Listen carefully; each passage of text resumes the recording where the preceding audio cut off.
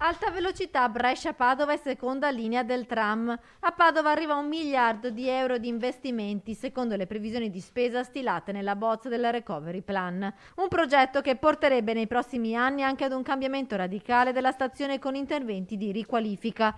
C'era bisogno di un segnale concreto, ha commentato il sindaco Giordani, felice di questa notizia, frutto di oltre 2 anni di lavoro, 4 viaggi a Roma e di un incontro in estate a Padova con il ministro dei trasporti Paola De Micheli.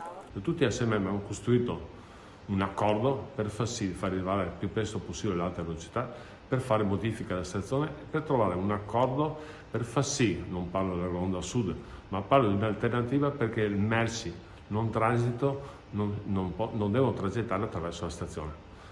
Questa non è la realtà che verrà domani mattina, ma sarà molto accelerata con questa disponibilità economica. È motivo di grande soddisfazione.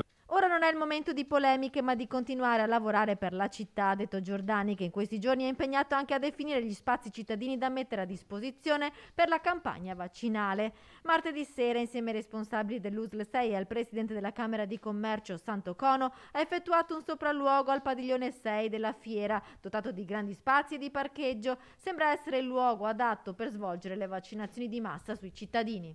Ma voglio solo aiutare la sanità. È importantissimo fare vaccinazioni. Bisogna darsi da fare tutti quanti. Dobbiamo fare squadra tutti quanti assieme, senza polemiche. Vaccini presto, il più presto possibile, se no l'economia col cavolo riparte. Prima la salute e poi il lavoro e ne riusciamo.